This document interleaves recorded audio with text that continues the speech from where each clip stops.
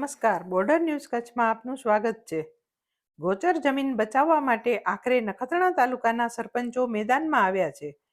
તાલુકાના તમામ ગામોની ગોચર જમીનની હદ માપણી અને સત્તાઓ બાબતે તંત્ર સમક્ષ અવારનવાર કરેલ રજૂઆતોનું કોઈ પરિણામ ન આવતા નખત્રાણા તાલુકા સરપંચ સંગઠન દ્વારા ગોચર બચાવો અભિયાન અંતર્ગત આજે એક દિવસના પ્રતિક ધરણાનો કાર્યક્રમ યોજવામાં આવ્યો હતો.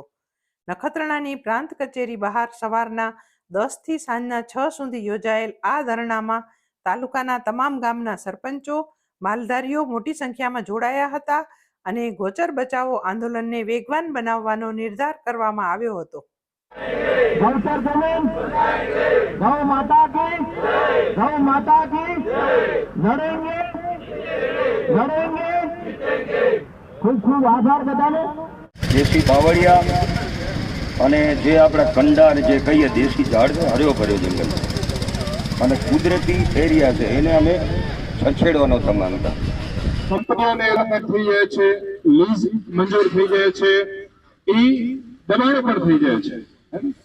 તો આ સંગઠન છે થોડું જાગૃત થયું છે અને વિષય પંચાયતે સૌથી પહેલા આ જમીનને સુરક્ષિત કરવી બહુ જરૂરી છે. એના માટેનો આજનો પ્રત્યેક ધરણા કાર્યક્રમ છે અને આ વહીવટી તંત્ર સાથે રહી અને આ કરવું જ પડે. આજના સમય અગર જો આ નહીં કરીએ તો હવે આવનારા સમયમાં પશુધનને ચરાવશું ક્યાં, પશુ રાખશો ક્યાં અને પશુ ઉપર ઘણા બધી આજીવિકા આપણે જે કરી છે એને કઈ રીતના કરવું પડશે. સારામાં સારી એમને લડત આપી તો આપણે લડત આપશું તો કોઈના બાપની તાકાત નથી કે ગૌચરમાં પગ રાખી શકે. ગૌચરનો એક જ એવો કાયદો છે કે આપણે તારી તો સરપંચ રાતના 12 વાગે પણ ખાલી કરાવી જશે.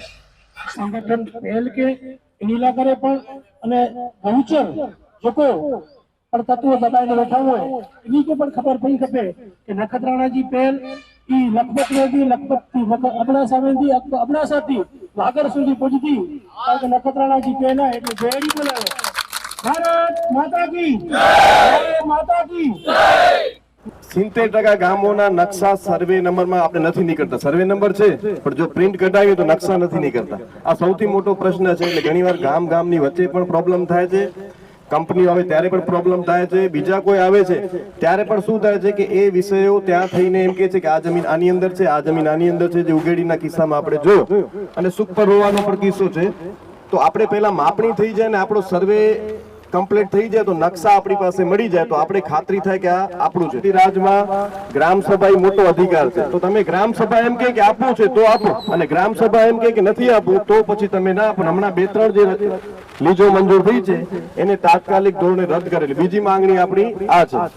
ત્રીજી માંગણી આ છે કે જે પણ ગૌચર કે ચરિયાણ જમીન છે 1980 માં જે ગૌચર નીતિ કે જે કાયદો બન્યો એના મુતાબિક કોઈ પણ આપવાનું કે એને બીજા હેતુ માટે ફેરબદલ કરવાનું નથી. તો આપણે એમ કહીએ છીએ કે એને અનામત અથવા ગૌચર રિઝર્વેશન ડિક્લેર કરી દો. જેટલી ગામોમાં ગૌચર છે જો ગૌચર રિઝર્વેશન ડિક્લેર થાય તો પછી એને ક્યાંય આપવાનો વિષય નથી આવતો. કેમ કે આપણે ખાલી એમ માનીએ છીએ કે ગૌચર જમીન છે ખાલી ગાયો માટે, ગાયોને તો ચોપાને જ પાડે છે, એવું નથી. સૃષ્ટિના જેટલા જીવો છે એ પાણીના સાપથી માંડીને જેટલા પણ જીવો છે, પતંગિયાથી માંડીને આ બધામાં ગૌચર જમીન જ પાડે છે. એનું કારણ છે કે ખેતીમાં છે કે આપણે ખાલી ગૌચર જમીનની વાત કરી નાખી પણ ખરેખર આ પંચાયતો છે પૂછો કે ગૌચર જમીન માટે આટલા બધા ફંડ આવે છે, એટીવેટી, ડીએમએફ, જિલ્લા આયોજન, આ તે બધું. 1 પણ રૂપિયો ગૌચર જમીન વિકાસ માટે પંચાયતને આપવામાં આવે છે સીધો. તો ગૌચર જમીનને વિકાસ માટે સીધો ફંડ મળે. ગૌચર ડેવલપમેન્ટ બોર્ડ હતો 15 લાખ આપવાનો હતો પણ એ વહેલું બંધ થઈ ગયું અને સિલેક્ટિવ આખા જિલ્લામાં 25-50 હવે આટલી 18,000 પંચાયત હોય એનામાં 10 પંચાયતને આપી દીધું અને આપણે કીધું ગૌચરનો ફંડ આપીએ છીએ. એમ નહીં, જેમ નાણાં પંચ મળે છે એમ દરેક ગ્રામ પંચાયતને એને એરિયા મુતાબિક એ ગૌચરનું ફંડ પાણી અને ઘાસના વિકાસ માટે મળવું જોઈએ. જેટલી પણ સુજલામ સુફલામ યોજનાનો પૈસા છે યોજના છે પણ નીતિ બને કે ગૌચરના વિકાસ માટે એમને ફંડ ડાયરેક્ટ પંચાયતને મળવું જોઈએ. માંગણી કરવી કે કોઈની એપ્રુવલ કે સૂચિત કરે એમ નહીં. જેમ નાણાં પંચ આવે છે દર વર્ષે એમ દર વર્ષે આ ફંડ મળવું જ જોઈએ. તો આ 4 માંગણીઓ સાથે આપણે સ્પષ્ટ થઈ છે. જે પેલા સરપંચ પાસે જે સત્તાઓ હતી એ પાછી સરપંચીઓને અને ગ્રામ પંચાયતને મળે તો જ આપણે ગૌચર બચાવી શકીએ.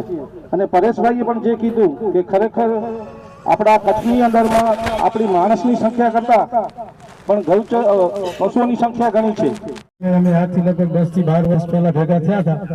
તે વખતે પણ મેં એમ કીધું હતું કે એકલ બેકલ ગામને કોઈ દાદ આપે એમ નથી, પણ ખરેખર તાલુકા લેવલ કે જિલ્લા લેવલે સંગઠન થવું જોઈએ. તો આ જે સંગઠન થયું છે એમને હૃદયપૂર્વક ફરી અભિનંદન. પણ કદાચ જિલ્લાનું સંગઠન જો ન હોય તો મારી દ્રષ્ટિએ ખરેખર જિલ્લાનું સંગઠન થવું જોઈએ. જેટલું સંગઠન મજબૂત હશે ને, આ સરકાર તો કોઈને દાદ દે એમ નથી, તો આપણે દેખીએ જ છીએ, પણ છતાં સંગઠન હશે તો કાંક સાંભળશે એમ. આ પવનચક્કીઓના પ્રશ્ન હોય તો ગૌચરના પ્રશ્ન હોય તો એમાં માલધારીઓ તો સ્વાભાવિક સંકળાયેલા છે એની સાથે. પણ હું તો તમામ સમાજની અપીલ કરું છું કે ગાય હશે તો આપણે બધા હશું. આજ રોજ નખત્રાણા તાલુકા મધ્યે સરપંચ વતી આજે પ્રત્યેક ધરણાનો કાર્યક્રમ આપેલ છે 10 થી 6 વાગ્યા સુધીનો. કારણ કે અમે 26,000ના લેટર આપેલો છે. આજ દિવસ સુધી અમને કોઈ પણ જવાબ આપ્યો નથી.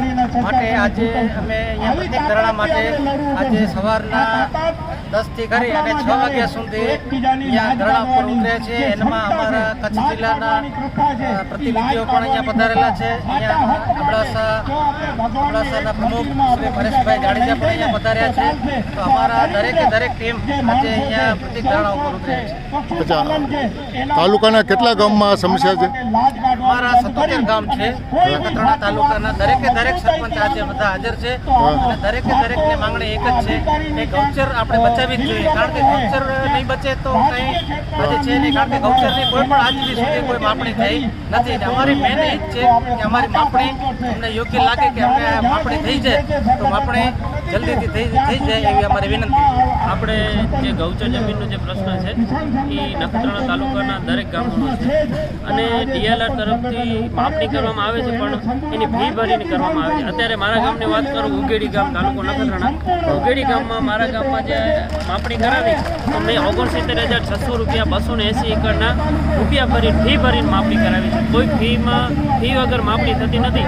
અમારા પ્રમુખ શ્રી બહાદુરસિંહજી જણાવ્યું કે ભાઈ અમારે જે દરેક ગામોમાં ફી માપણી થાય અને એક પણ રૂપિયો લીધા વગરની માપણી થાય અને દરેક જેટલી પણ પંચાયતો છે દરેક પંચાયતોને ફીમાં માપણી થઈ જાય એવી અમારી તમામ સરપંચ સંગઠન દ્વારા એ જ માંગણી છે. આજે અમે જે પ્રતિક ધરણા ઉપર બેઠા છીએ અમારી એ જ માંગણી છે, માપણી થઈ જાય. બીજું જે ગામોમાં જે લીજો પાસ કરવામાં આવી છે, મારા ગામ ઉગેડીમાં પણ બ્લેક ટ્રેપ લીજ પાસ કરવામાં આવી છે, એ તાત્કાલિક ધોરણે એને નામંજૂર કરવામાં આવે. જે પણ નખત્રાણા તાલુકાના જેટલા ગામોમાં પણ આવી કોઈ પણ ગૌચર જમીનમાં ખાનગી લીજો અથવા કોઈ પણ પવનચક્કીઓને પાસ કરવામાં આવેલો એ પણ અમારી આજે માંગણી છે. કામ કરશો તો 100% વહીવટી તંત્રને જાગવું પડશે અને સરકારને જાગવું પડશે. સરકાર જાગશે તો જ વહીવટી તંત્ર જાગશે. કારણ કે સરકાર ઉપરથી ઓર્ડર આપી દે કે કલેક્ટરને કે આજે તમે આને ગૌચર જમીન માપવાનું આપી દો તો કરે, એટલે સરકારને જગાડવી પડશે. સવારથી અહીં સાંજના 6 વાગ્યા સુધી અન્નના પાણી કંઈ પણ લઈશ નહીં. તો મારી સાથે જે લોકો દોડાવવાના હોય દોડાવી શકે છે અને આયોજન નથી એટલે કોઈને તબિયત કે એની રીતે ચા નાસ્તો જમવાનું હોય તો એ જમી શકે છે અને દોડાવવું હોય તો દોડાઈ શકે છે. બીજી વસ્તુ છે, આ પ્રતિક ધરણાનો કાર્યક્રમ સાંજના 6 વાગ્યા સુધી ચાલવાનો છે અને એમાં જે પણ આપણે પ્રોત્સાહન બધાએ આપ્યું છે બધાનો અમે આભાર વ્યક્ત કરીએ છીએ. અને તાલુકા પૂરતી વાત નથી, આ જિલ્લાની વાત છે અને આખું સંગઠન સાથે સરકાર અત્યારે ખૂબ જ સારા કામ કરી રહી છે. આપણી સરકારથી કોઈ વાંધા તો હોઈ જ નહીં શકે. સરકાર અત્યારે ખૂબ જ સારા કામ કરે છે, પણ અમુક એવા પ્રશ્નો છે જે જીવન જરૂરી છે. આપણે બધા માલધારીને ખેડૂત છીએ, જે અત્યંત મહત્વના પ્રશ્નો છે એને આપણે ઉઠાવી રહ્યા છીએ.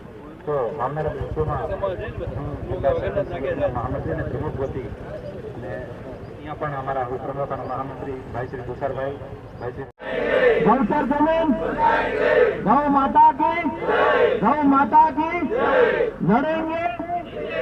લડેંગે